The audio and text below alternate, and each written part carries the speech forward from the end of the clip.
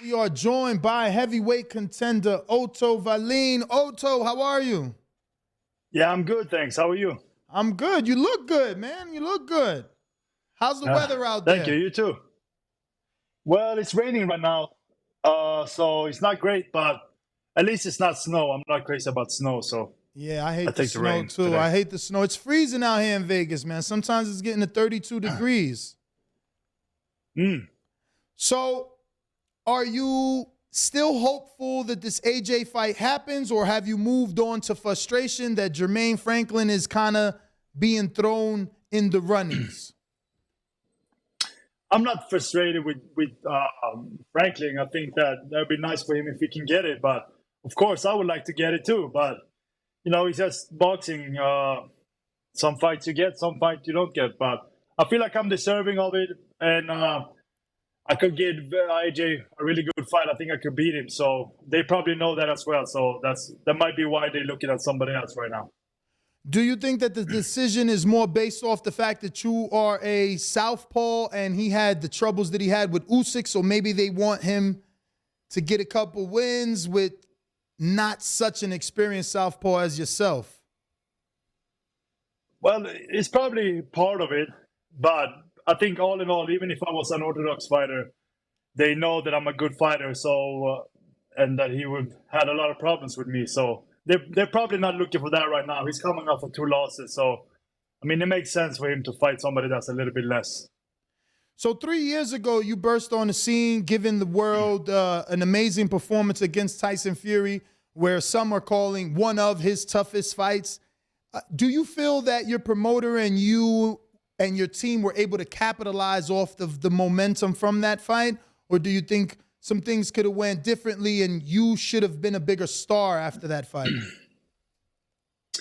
Yeah, we had a good deal with Showtime. I had a couple fights there that was good against Travis Kaufman, Dominic Brazil, so things were going well. But then we had problems getting fights there, so I couldn't really get fights. And then I had an offer to fight Dylan White, which I was supposed to fight in 2021, and everything was set and everything. And then 10 days before, he pulled out of the fight.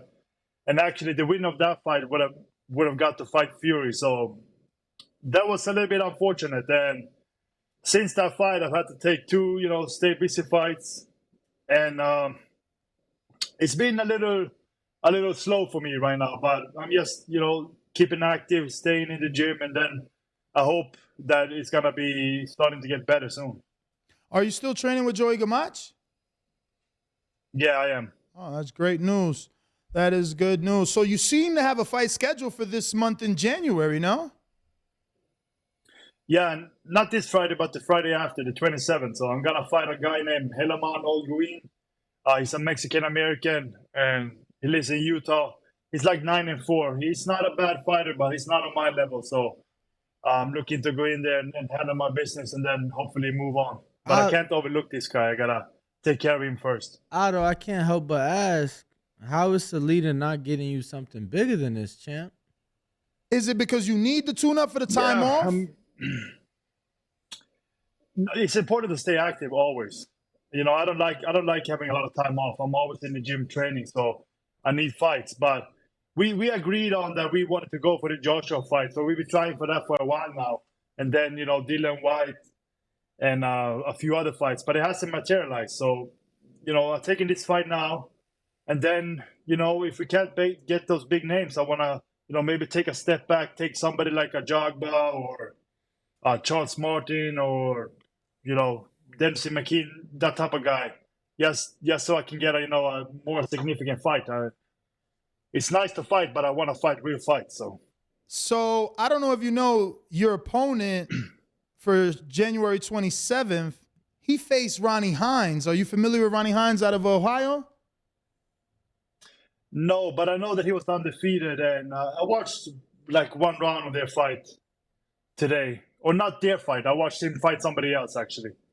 Yeah, I think he was undefeated. This guy had a draw with him. I know. Honestly, last I heard, Ronnie Hines was hurt and had a hand injury. I had no clue he got this fight in a couple days ago. This is basically December 10th on the, when Crawford fought. not in the same location, but I can't believe he got that draw. Wow. So now I see why you say this guy is tough for sure, because no undefeated prospect wants to lose or get a draw. So, all right. You got to stay on point with this one. Yeah, of course. I mean, it's heavyweight boxing, so everything can change with just one punch. So, but I'm in great shape. We got a good game plan for this guy. He's a southpaw, and I've been sparring a lot of southpaws. And when I was living in Denmark, when I first turned pro, I had a southpaw sparring partner there, so we were sparring all the time. So I'm pretty experienced with southpaws. Fury turned southpaw with me. In the second round when we fought, he quickly turned back because he knew that I was prepared for that. Or he saw that I was prepared for that. So I think that I'm prepared for this guy too. Do you have any? I'm sorry, Danny. I just want to. Are there any more details that we might be missing on why the split with PBC? I mean, after beating Dominic Brazil, it would make sense to get you other numbers. Was it a situation where Al needed you to be co-promoted with him, or you had to sign to him? Because it's not making sense. You know, you got 3 good fights on Showtime with 3 good fighters. Why wouldn't they re-up a contract? Yeah, no, I agree. I mean, I had to deal with Showtime, so it was not with PBC, right? So I think that was the problem, that they, Showtime, they have PBC events on their channel, but PBC was hesitant to match their guys with me because I was not with PBC. So and that's what I'm insinuating. Like, did you receive indication or a notice that they wanted you to sign to them in order to get these bigger fights, or was that never offered to you? Never offered to me. I never heard anything about that. Yeah, very unfortunate, man, because there's a lot of fighters over there. Right now, Andy Ruiz was ordered for 2 title eliminators, one with the Wilder in the WBC, and now today with Filip Hrgović in the IBF. What are your thoughts on those 2 mandatory challenges that he was ordered to take, and which one do you believe Andy Ruiz takes? Who, I'll just give you some information, came out on his social media yesterday, training very hard, throwing uppercuts, and the caption was, "I'm coming for the belts." Oh, that's news to me. I knew that he was going to be ordered to fight Wilder, but not Hrgović. So that's pretty interesting, I think. So the WBC ordered Wilder, and then the IBF today ordered Hrgović. Okay.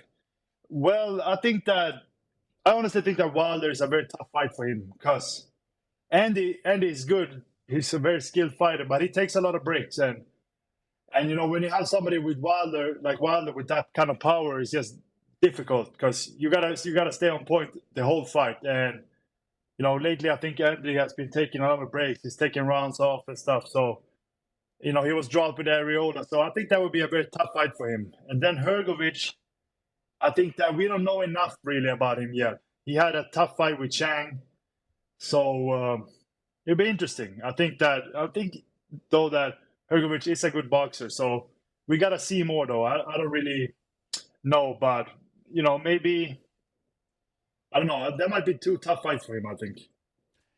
Do you see things changing for yourself for the better for 2023? Can you see yourself in an eliminator or a title shot this year?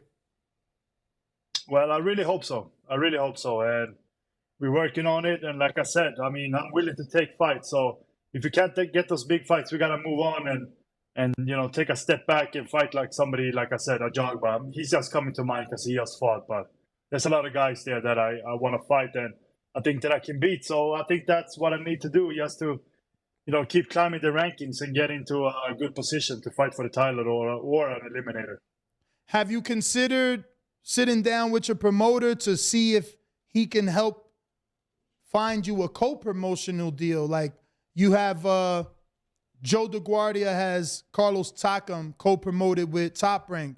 Lou DiBella has Stephen Big Shot Shaw co-promoted with Top Rank. And that's how they're getting these fights against Ajagba and Pulev. Is that a situation you've considered, or do you think you and Salita can get it done as separate entities and independents? No, I think that Dimitri, he is somewhat dependent on bigger promoters because he doesn't have a big TV deal right now. So he doesn't have, the backing to put me on a big card on his own card, right? So he needs to work with other promoters, and he does.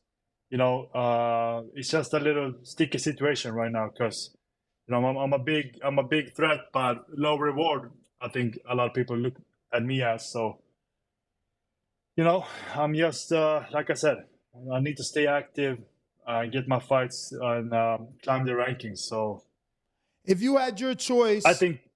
I'm sorry, I didn't know you were done. Go ahead. Yeah, go ahead. I was just gonna say, if you had your choice of a co-promotion to land on, where do you think the action best suits you? Obviously, Top Rank keeps their fighters very active. You see Jared Anderson is already in the top 10 in the WBC. Ajagba, Shaw, they've been moving. Even Pulev, Rydell Booker, who's not even really with Top Rank, continues to get fights on Top Rank. Or do you think the PBC side is a better co-promotion because they have bigger name heavyweights? Yeah, good question. I think that, all the work is not here either. I think, you have Matchroom, you have Sky and Boxer over in England because, you have Fury and White and Dubois, Joe Joyce over there. But then over here, I would say maybe Top Rank because it's important to stay active. I think that, PBC, I don't see those heavyweights fighting that much. So I want to fight, 3-4 times a year. So, that's important for me when I make a decision like that. So I will have to look at the big picture and see what they can offer in terms of how often I can fight.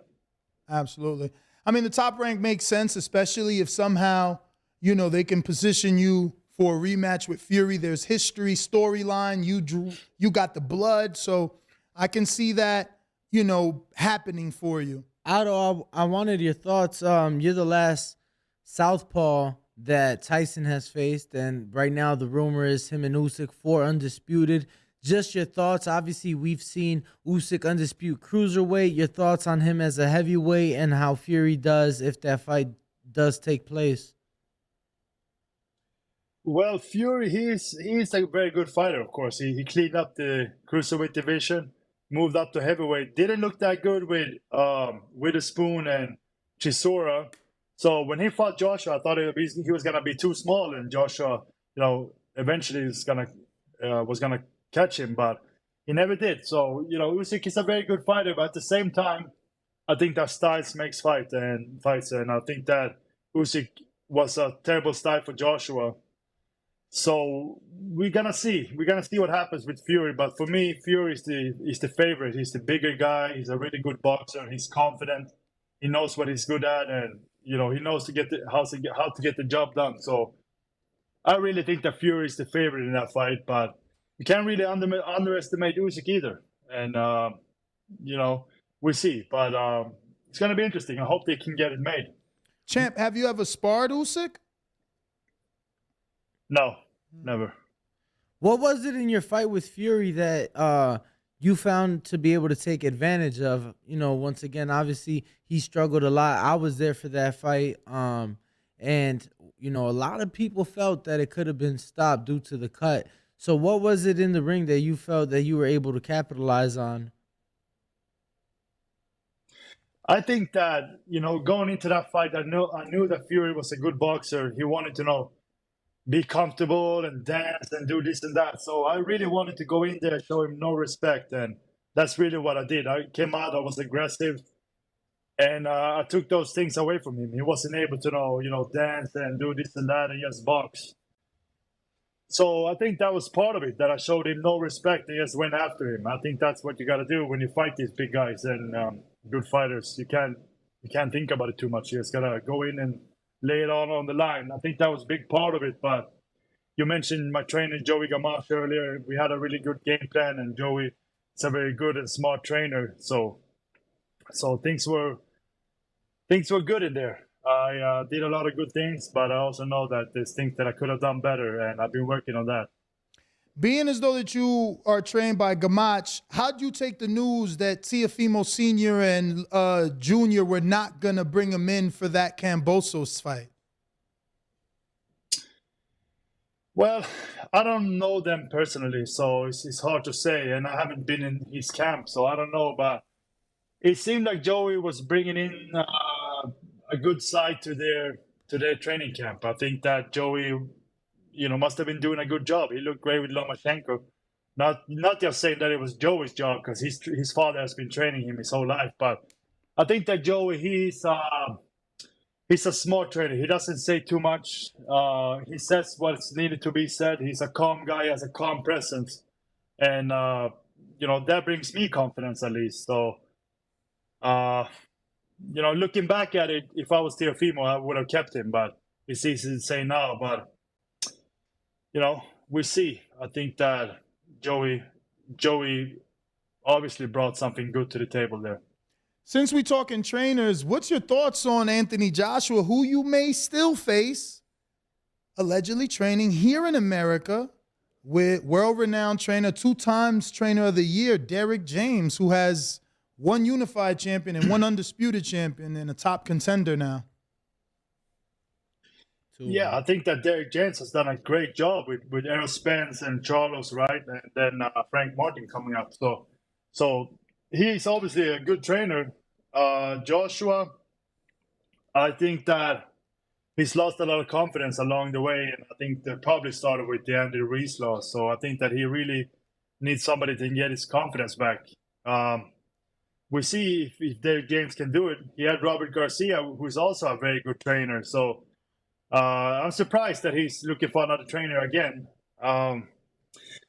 You have guys that are very good, and then they start, looking around for different trainers when they get a loss, and it doesn't always turn out so good. So I don't know what he's looking for right now, but we see if he can find it. But like I said, I think more than anything, he needs confidence. So if he can get confidence with Derek James and he can bring that out of him, that would be good. Otto, 2 questions. You talk about that confidence and how he's kind of lost it. As a fighter, do you believe, because, at media fans, they say it all the time, after a certain fighter gets knocked out, they get gun shy. They don't want to let their hands go. Do you think that it's possible for somebody like Anthony Joshua to get that confidence back? Yeah, I think so. I mean, I haven't been in his shoes, so I don't know, but, there's things to work with that. And you got to go over. You need a good trainer by your side, somebody that you trust and that trusts you. And you got to work on the defense and the offense, to bring everything together and know what happened when you got knocked out. You gotta work on taking those shots away. And I think that would bring a lot of confidence. And then, the mental part is so big in boxing. So you got to work with that outside of the ring also. Also, And, go ahead. I'm sorry. Yeah, you can go ahead. I was going to say also, you mentioned him training with Robert Garcia, now switching trainers. Looks like he'll be training with Derek James. Something that Robert recommended, and it looks like AJ has listened in a way, was for him to leave the UK, not be comfortable and come to America. He didn't do it with him, but it looks like he'll be doing that with Derek James. Do you think that it's important to get out of that comfort zone, especially for somebody like him, having suffered now 3 losses, especially back-to-back to Usyk? Yeah, I was gonna say that I think that Joshua, he has so much pressure on himself. He came, he had a really fast climb to the top in boxing, and there seems to be a lot of pressure that comes with that. Money and people around you and everybody, or maybe people are depending on you. And in UK, in London, I'm sure he's recognized everywhere. So that might be hard for him. And then all of a sudden he gets knocked out. He's not the champ anymore. So that I'm sure that was a hard transition for him. So that might be a good thing for him to come out here, have less pressure, less eyes on him, and he can walk down the street, be a normal guy maybe, or more than England at least. So I think that could be a good thing. He obviously has had so much pressure on his shoulders. Now, you're not necessarily on the younger side of the heavyweights, but you are younger than AJ, you're younger than Fury, than Wilder, than a lot of these top guys. Do you feel that you'll be able to outlast them and maybe get a fight down the line with one of these up and coming guys? Yeah, I think so. And I'm 32 now, but I'm in good shape. I haven't taken that much punishment in my career. I think I'm getting better all the time, and I really think that I'm coming into my best years now. So I'm hoping that's true, and that I have a lot of time left and a lot of good fights left in me. I think so. I mean, I'm gonna be here for a while, and I'm gonna be here for those up and coming guys also. Otto, would you accept or entertain an offer from Top Rank, not as a co-promotion, just as a one-off fight versus Jared Anderson in April on the Shakur and Stevenson undercard in Prudential Center in Newark? Well, that's a good question. I would have to look at it. You know, what's the reward with that? That's the only thing. I know that Anderson is a good fighter. He's coming up. If they can make us a good offer, and it probably wouldn't be for an eliminator or anything. So we'd have to take a look at that. But Anderson is a good fighter, and that could be a good fight. But I gotta get a big reward for that. Would you prefer to go into a Jerry Forrest fight first to have that common opponent, or you don't think you need that? It's just about them being paid properly to face an up-and-coming hungry talent like Anderson? Yeah, I mean, I don't need to go in there with anybody that he's fought before. I just gotta have my fights, and then I'll be ready to fight him. Is that someone even on your radar, or you feel like, no disrespect to him, he's good, he may be a future champion, you've heard what Fury said about him, but he's still behind you in terms of wherever you believe you're ranked because you faced bigger names? I mean, you got Dominic Brazil on your resume. The WBC, Otto's 9 and Jared is 10. So, oh, wow. So I don't think they could get a final eliminator, but I'm sure some sort of eliminator could be ordered or something could be sorted for that one.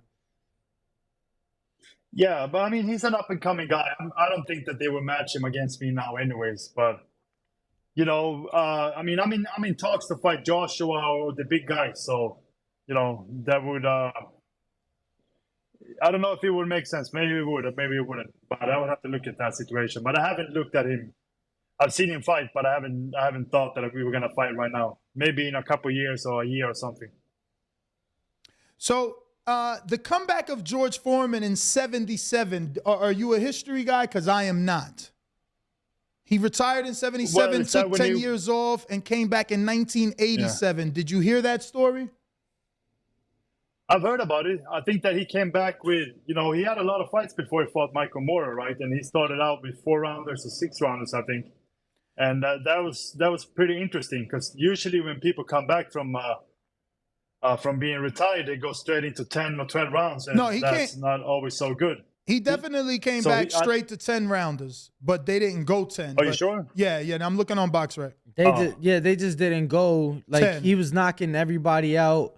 When he came back, the most he went was 6 rounds. I got 7 there in 1988. Yeah, I was gonna say the first year. And look who it is, Dwight Muhammad Kouali. Oh wow. But the only reason I'm bringing up this George Foreman story is because after the Jimmy Young loss, he took 10 years off, and no one expected him to come back. And then he fought a lot of nondescript names that no one knew. But that's what the doctor ordered, and he did get that confidence back. He was able to become a world champion. So I'm just doubling back to AJ. Should AJ take a page out of the Legends book and, just fight? Don't worry about the name.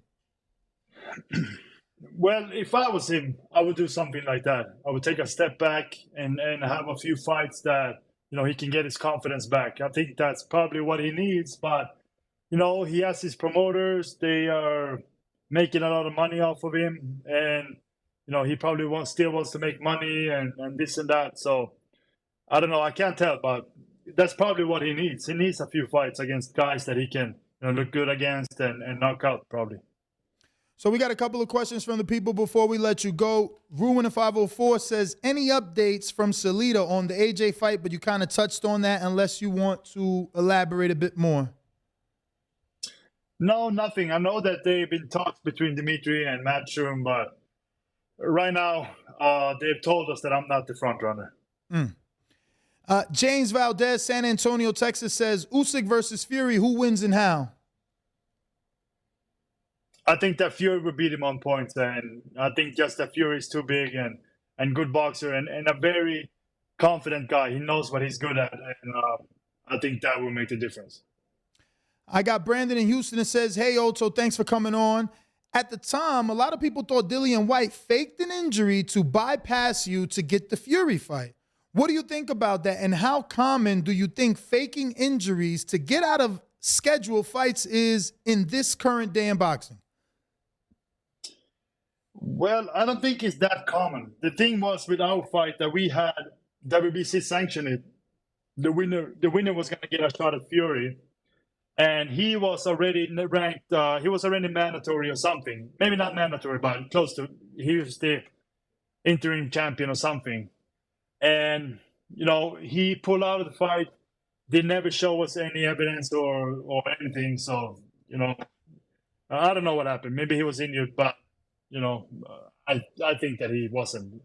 But I don't think it's that common, because I think it was a special situation there that he figured that he could get out of our fight and go ahead and fight Fury and make all that money. He made $8 million or something. So, I see why he did it.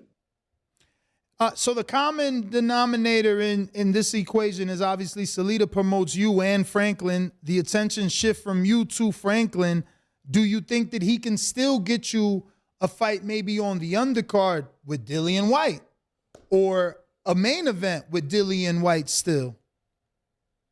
I would love that. I would really love to fight Dillian Whyte, because, we have some history there, him pulling out of the fight, and I'm not very impressed with him in the ring or outside of the ring. I'm pretty, pissed off with him because of what happened. So I think that I could take him to school if we fought, and I really hope that I get a shot at him. But he probably knows that I'm a difficult fight, and that's why he doesn't want to do it. Because when he was injured, he never wanted to reschedule. When he got knocked out, when he came back, he never wanted to fight me again. So I think that's where it's at. What were your thoughts on his fight with Franklin? Franklin seems to believe he won, and some people believe that's why Franklin is getting the win. They're saying boxing is correcting the wrong, and instead of Dillian getting the match with AJ, it will be Franklin who should have gotten the win versus Dillian. Yeah, I think that Franklin did a good job. It was a close fight, but I honestly feel that Franklin, he should have got it, I felt like. And I think that he did good, and he showed Whyte that he was a good fighter. And, Whyte was acting like a bully that whole week, from what I could see on YouTube and interviews and stuff. So I was happy with Franklin that he did such a good job. Those are all my questions. Danny, if you don't have anything else, No. Otto, if you could give out your social media for anyone that isn't following you can do so. We appreciate you once again for taking out the time, and wish you the best of luck on January 27th. Also, give out ticket information. Yeah, thank you very much, guys. The fight is in Windham, New Hampshire. I think it's the promoter's called Boston Boxing or something. And my social media is just my name, Otto Wallin or Wallin, as I say it. So everybody can find me there, and if they have tickets, questions, or anything, they can send me a message, and I try to share it with them. And also, the fights are going to be streamed at some website that I'm going to post on my social media also. All right. Well, thank you so much, champ, and hope to have you back on the show again. Thank you very much for having me. All right. There you have it, ladies and gentlemen. Heavyweight contender Otto Wallin, as he says it. So it's not Wallin, it's Wallin. Wallin. Wallin. What up, YouTube family? Don't forget to hit that like button. Subscribe to the YouTube channel. Help us get to that 1 million subscribers. We're on the road to 1 million. And obviously, we have other great content on our Patreon channel. So since this video is over, head on over to our Patreon and check out all the exclusive content, or right here on our YouTube members.